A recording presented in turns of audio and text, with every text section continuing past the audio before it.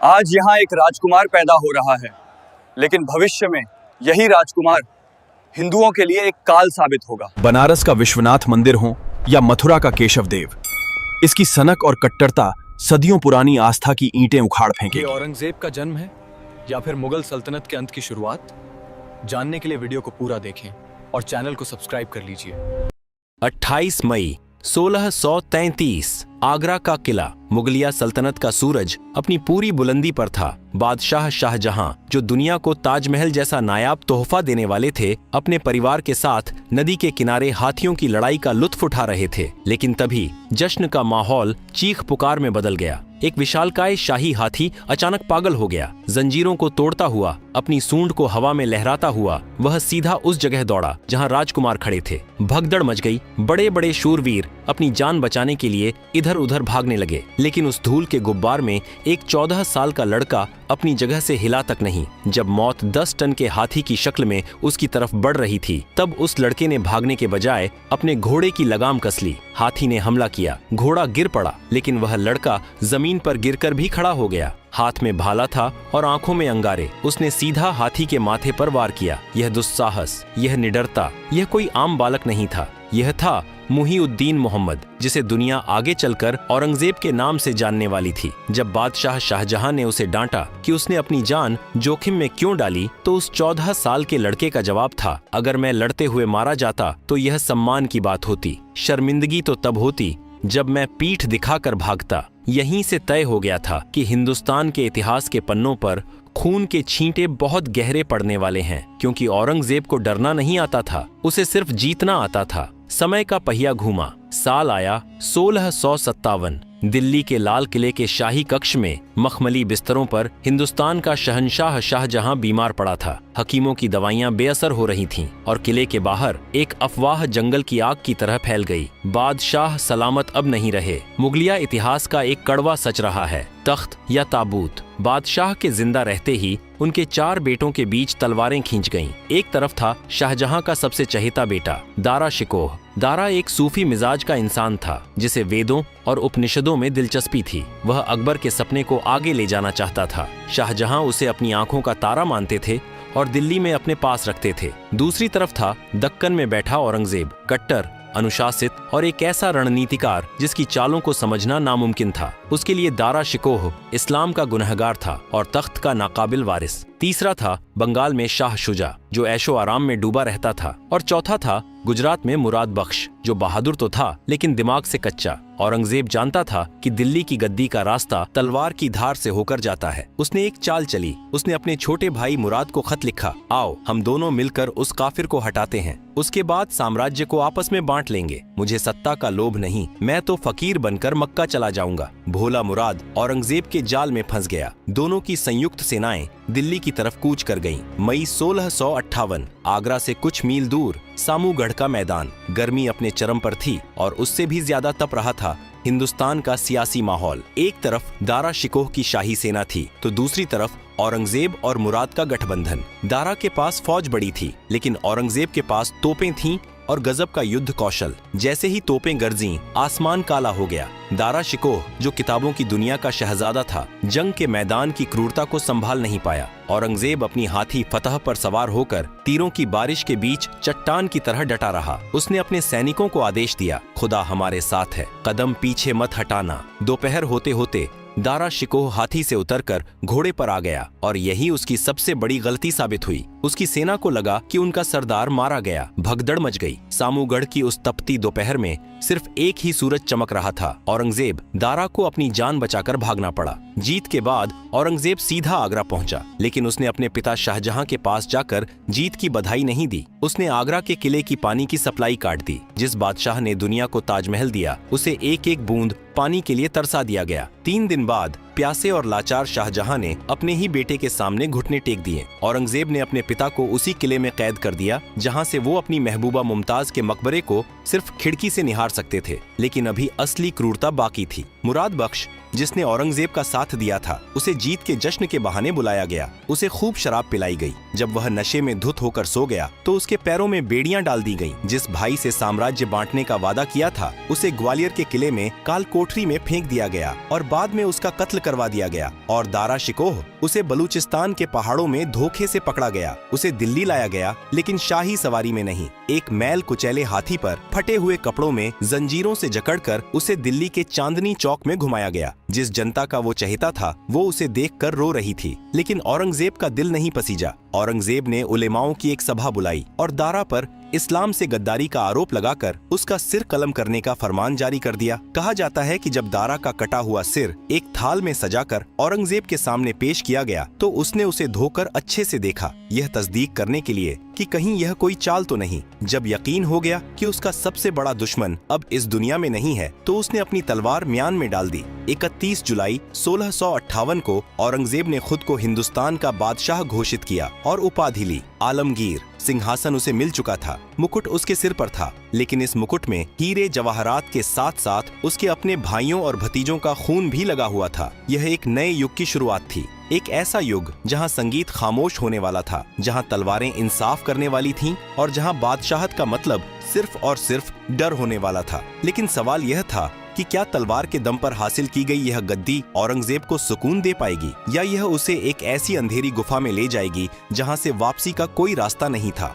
दिल्ली के तख्त पर अब एक नया बादशाह था, जिसका मिजाज अपने पूर्वजों से बिल्कुल जुदा था। अकबर की सुलह कुल की नीति, जहांगीर का न्याय की जंजीर वाला दिखावा और शाहजहां का संगमरमर और कला के प्रति प्रेम, ये सब अब बीते कल की बात हो चुके थे। औरंगजेब ने गद्दी संभालते ही ऐलान कर दिया कि यह सल्तनत अब शरिया के हिसाब से चलेगी। उसने खुद को जिंदा पीर कहलाना पसंद किया। वह शाही खजाने से एक भी पैसा अपने निजी खर्च के लिए नहीं लेता था। इतिहासकार बताते हैं कि हिंदुस्तान का शहंशाह अपनी टोपियां खुद सिलता था और कुरान की आयतें लिखकर अपना खर्चा चलाता था, लेकिन उसकी यही सादगी उसकी प्रजा के लिए एक सजा बनने वाली थी। औरंगजेब को लगता था कि कला और संगीत इंसान को ईश्वर से दूर ले जाते हैं। उसने दरबार से सभी गायकों, नर्तकियों और संगीतकारों को निकाल बाहर किया। एक मशहूर किस्सा है, जब संगीतकारों की रोजी रोटी छिन गई तो उन्होंने विरोध का एक नायाब तरीका निकाला। वे एक दिन जमा हुए और वाद्य यंत्रों का एक जनाजा निकालकर रोते बिलखते हुए महल के नीचे से गुजरे। जब औरंगजेब ने खिड़की से पूछा, यह किसका जनाजा है, तो जवाब मिला, बादशाह सलामत, यह संगीत की मयत है, हम इसे दफनाने जा रहे हैं। औरंगजेब ने बेरुखी से जवाब दिया, तो इसे जमीन में इतना गहरा दफनाना कि इसकी आवाज दोबारा कभी बाहर न आ सके। सल्तनत में खामोशी छा गई। नौरोज का त्योहार, जो पारसी संस्कृति से आया था, बंद करवा दिया गया। झरोखा दर्शन, जिसमें बादशाह प्रजा को दर्शन देते थे, उसे मूर्ति पूजा जैसा मानकर रोक दिया गया। सिक्कों पर कलमा खुदवाना बंद कर दिया गया ताकि गंदे हाथों से उसका अपमान न हो। औरंगजेब ने मुहतसिब नाम के अधिकारी नियुक्त किए, जिनका काम था गलियों में घूमना और यह देखना कि कोई शराब तो नहीं पी रहा, जुआ तो नहीं खेल रहा, या कोई ऐसा काम तो नहीं कर रहा जो इस्लाम के खिलाफ हो। औरंगजेब के शासन का सबसे विवादास्पद फैसला आया 1679 में, जजिया कर की दोबारा बहाली। वह टैक्स जिसे अकबर ने 100 साल पहले खत्म कर दिया था ताकि हिंदू और मुसलमान एक होकर रह सकें, उसे औरंगजेब ने फिर से लगा दिया। लेकिन क्यों? क्या यह सिर्फ नफरत थी या इसके पीछे कोई गहरी सियासत थी? आधुनिक इतिहासकार मानते हैं कि मामला सिर्फ धर्म का नहीं था। उस वक्त मराठा और राजपूत बगावत कर रहे थे। शाही खजाना युद्धों की वजह से खाली हो रहा था। औरंगजेब को उल्लेमाओं का समर्थन की सख्त जरूरत थी। जजिया लगाने से उसे दो फायदे थे, एक तो कट्टरपंथियों का समर्थन मिला और दूसरा खजाने के लिए पैसा। लेकिन इस फैसले ने हिंदुस्तान की आत्मा पर एक गहरा घाव कर दिया। दिल्ली में हिंदुओं ने लाल किले के बाहर प्रदर्शन किया तो औरंगजेब ने हाथियों को उन पर चढ़ाने का हुक्म दे दिया। यह एक साफ संदेश था, बादशाह की मर्जी के आगे किसी की नहीं चलेगी। आज औरंगजेब को मंदिर तोड़ने वाला कहा जाता है। बनारस का काशी विश्वनाथ और मथुरा का केशवदेव मंदिर उसके आदेश पर तोड़े गए। यह सच है, लेकिन क्या यह सिर्फ धर्म था? फरमानों की गहराई में जाने पर पता चलता है कि औरंगजेब ने कई मंदिरों को तोड़ने का हुक्म दिया तो कई मंदिरों को जागीरें और दान भी दिए। उसकी नीति साफ थी, जो मेरे साथ है उसका धर्म सुरक्षित है, जो मेरे खिलाफ है उसका सब कुछ मटियामेट कर दिया जाएगा। बनारस और मथुरा के मंदिरों का टूटना वहाँ के जमींदारों की बगावत का नतीजा था।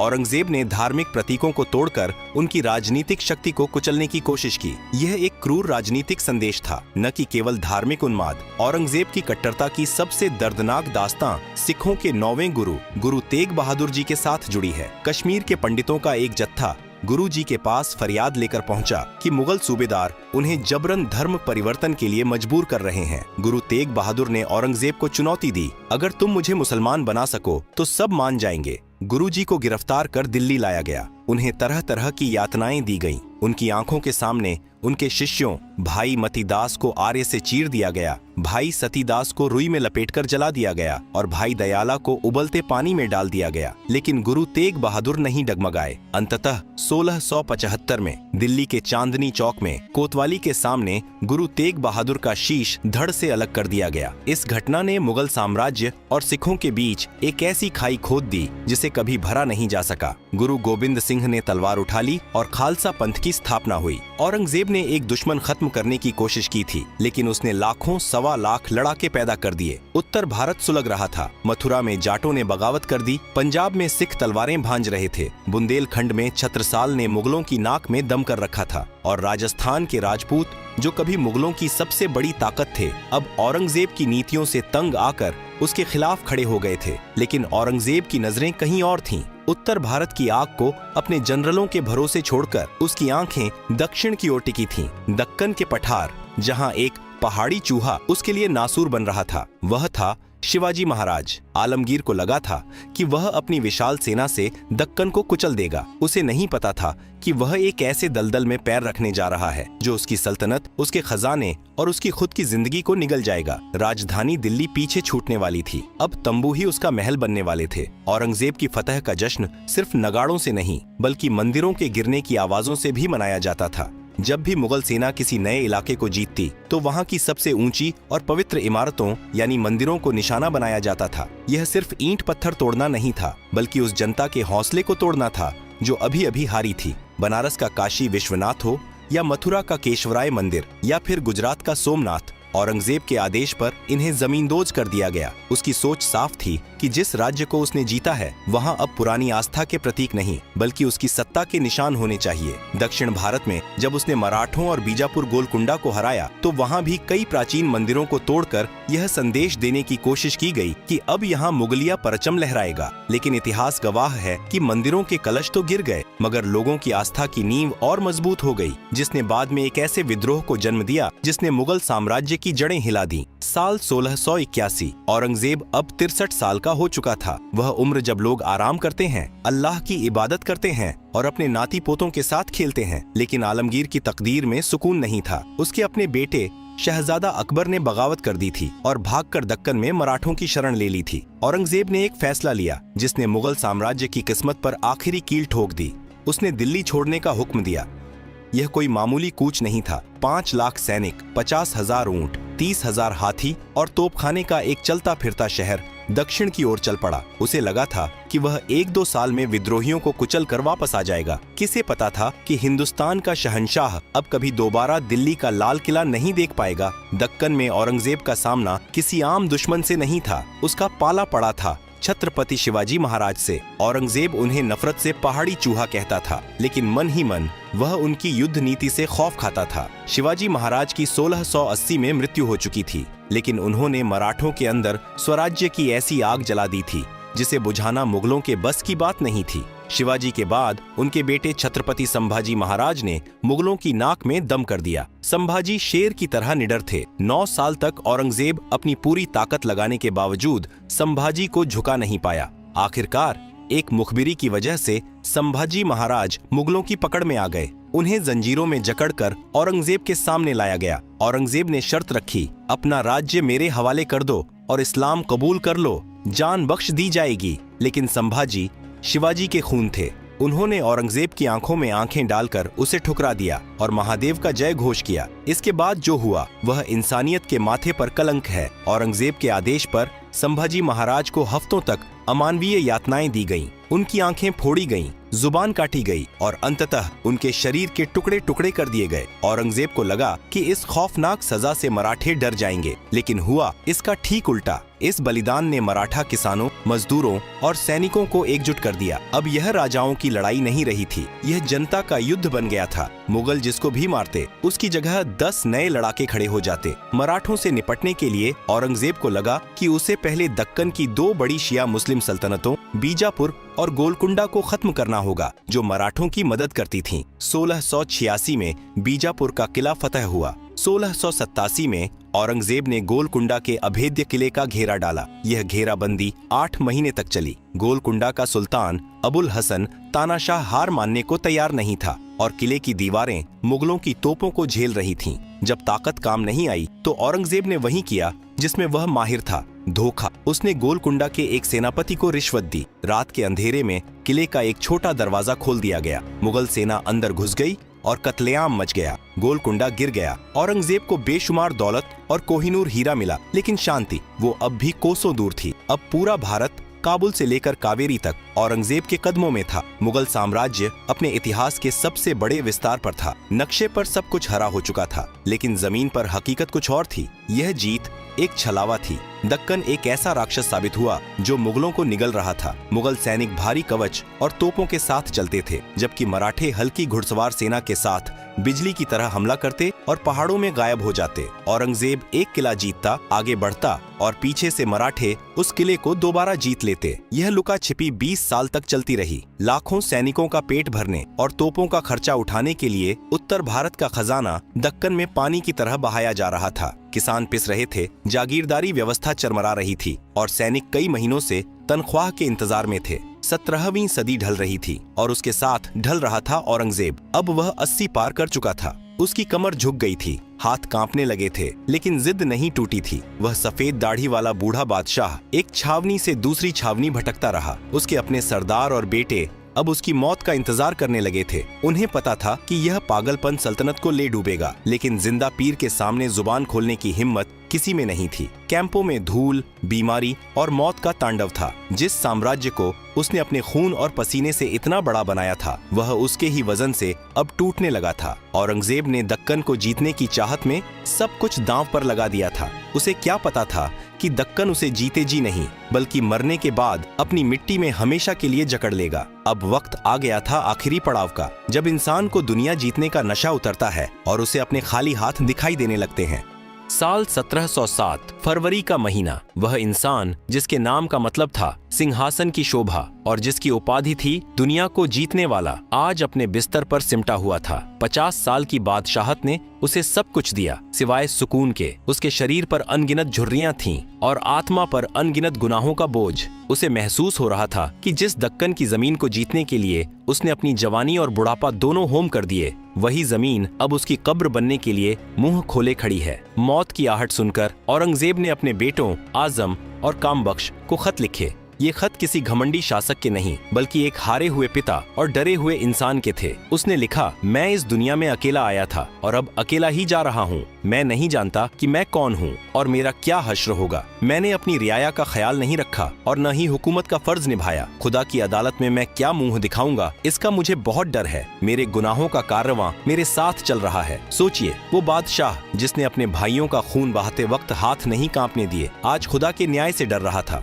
यह इतिहास का सबसे बड़ा विरोधाभास था। शुक्रवार का दिन था। सुबह की नमाज के बाद औरंगजेब ने कलमा पढ़ा और अपनी आखिरी सांस ली। हिंदुस्तान का छठा और सबसे ताकतवर मुगल बादशाह दुनिया से रुखसत हो गया, लेकिन उसकी वसीयत ने सबको चौंका दिया। शाहजहां ने अपने लिए दुनिया का सबसे नायाब मकबरा ताजमहल बनवाया था, जिसमें करोड़ों खर्च हुए थे, लेकिन औरंगजेब ने वसीयत में लिखा था, मेरी कब्र पर कोई शानदार मकबरा न बनाया जाए, उसे सिर्फ कच्ची मिट्टी से ढका जाए और उस पर आसमान खुला रहे, ताकि अल्लाह की रहमत सीधी मुझ पर गिर सके। मेरे कफन दफन का खर्च शाही खजाने से न लिया जाए। मैंने टोपियां सिलकर जो 4 रुपए 2 आने कमाए हैं, उसी से मेरा कफन खरीदा जाए। उसे औरंगाबाद के पास खुलदाबाद में एक सूफी संत की दरगाह के अहाते में दफनाया गया। आज भी अगर आप वहां जाएं तो देखेंगे कि एक तरफ दौलताबाद का विशाल किला है और दूसरी तरफ भारत के सबसे शक्तिशाली बादशाह की एक मामूली सी कब्र जिस पर सिर्फ तुलसी का पौधा और मिट्टी है। औरंगजेब की आंखें बंद होते ही वह तूफान आ गया जिसे उसने 50 साल तक अपनी मुट्ठी में दबा रखा था। उसकी मौत के साथ ही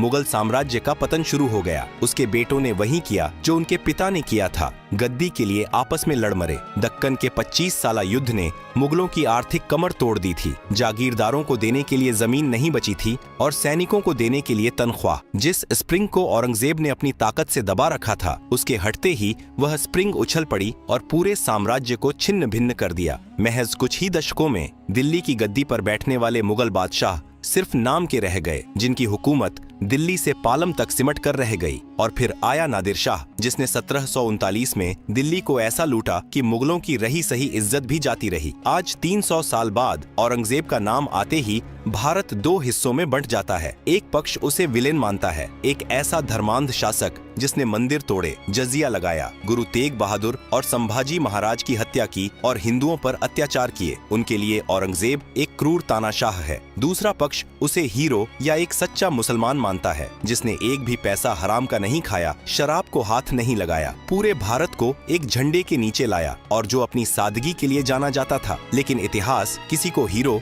या विलेन के चश्मे से नहीं बल्कि परिस्थितियों के चश्मे से देखता है। सच यह है कि औरंगजेब अपने समय का एक त्रासदीपूर्ण नायक था। उसमें काबिलियत थी लेकिन दूरदर्शिता की कमी थी। उसमें अनुशासन था लेकिन लचीलापन नहीं था। वह एक महान सेनापति था लेकिन एक असफल पिता और एक अलोकप्रिय राजा साबित हुआ। उसने तलवार के दम पर शरीरों को तो जीत लिया लेकिन दिलों को हार गया। और इतिहास गवाह है, जो साम्राज्य दिलों पर राज नहीं करते वे रेत के महलों की तरह ढह जाते हैं। औरंगजेब की कहानी हमें सिखाती है कि धर्म और कट्टरता का इस्तेमाल करके आप सत्ता तो पा सकते हैं लेकिन शांति और विरासत नहीं छोड़ सकते। उसकी कब्र की वह कच्ची मिट्टी आज भी चीख चीख कर यही गवाही दे रही है।